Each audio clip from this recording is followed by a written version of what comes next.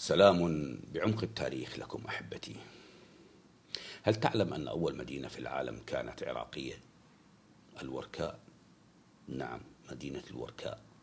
وهل تعلم أن بغداد كانت قبلة الثقافة والعلم والأدب ومركز الحكم للدولة العباسية التي امتدت من حدود الصين إلى أوروبا؟ سأتحدث اليوم عن بغداد فقط، ولا أريد أن أشتت ذهن المشاهد الكريم وأعود به إلى السومريين والكلدانيين والأكديين والآشوريين، وسأكتفي بالسؤال عن الرجل الذي حكم العالم من بغداد. إنه هارون الرشيد، الذي يستحق الذكر في كل وقت وحين. السؤال الذي يطرحه السائح والباحث وربما أي مواطن عربي أو عراقي: أين كان يسكن هذا الرجل؟ وأين مكان إقامته؟ أين مقر حكمه؟ وأين ما شيده هذا الرجل العظيم وجعل بغداد مركزا للثقافة والعلم والأدب ومحط إعجاب العالم وجعلها بهذه الشهرة العالمية؟ أين آثاره؟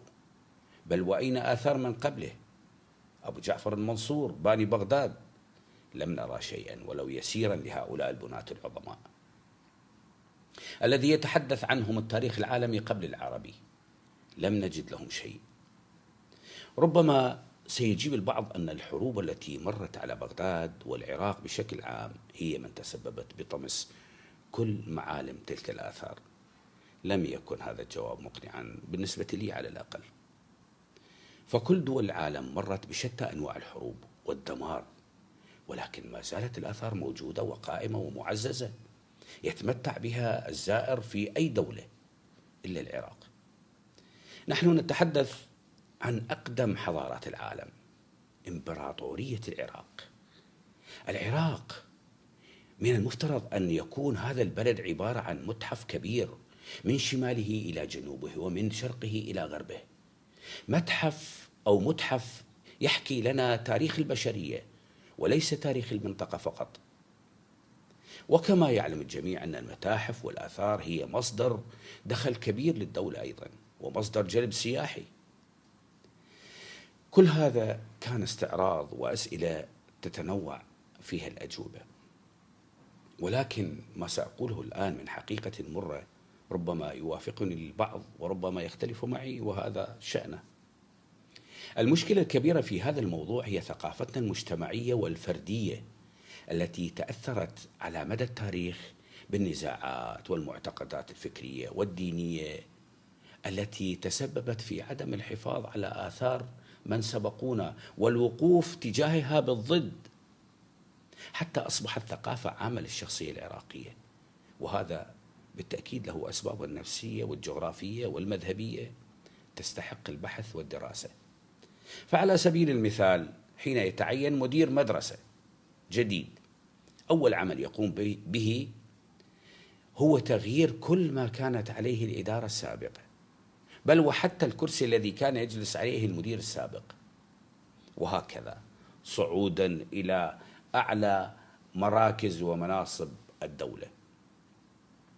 هنا لا بد أن أذكركم وأعود بكم إلى بداية الحكم الجمهوري في العراق، وكيف تم تدمير وتحطيم كل ما كانت عليه الفترة الملكية أو الحكم الملكي. وهكذا كل فئة أو كل زمرة تأتي تحطم وتمحي آثار ما قبلها، وكأن التاريخ كتاب يستطيع أي أحد منهم أن يقتطع منه أوراق من سبقه ويسطر عليه أمجاده هو فقط. والشاهد القريب أيضا هو ما حدث في عام 2003، وما زال الأمر جاريا في إلغاء آثار كل الشواهد التاريخية لهذه الحقبة، سلبية كانت أم إيجابية. والآثار والتماثيل حطمت، والبنايات والقصور هدمت، الممتلكات أبيحت للسراق، وهكذا يستمر الخراب وإلغاء تلك الحقبة الزمنية وشواهدها. وبالتأكيد سيطرح يوما ما نفس السؤال الذي طرح عن السابقين الذين تحدثنا عنهم. لقد كان العراق وما زال كتابا ممزقة أوراقه، ولم يبق لنا إلا ما يعود إلى الأزمان البعيدة.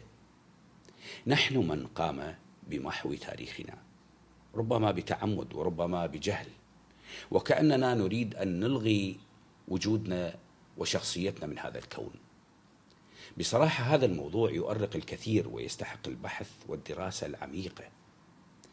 أنا شخصيا أرى أن هذا الموضوع له علاقة كبيرة بالانتماء وحب الأرض التي نحيا عليها.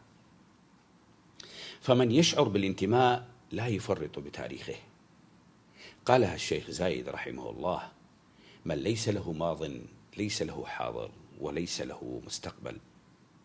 رحم الله زايد وحفظ الله أوطاننا بنير عقولنا.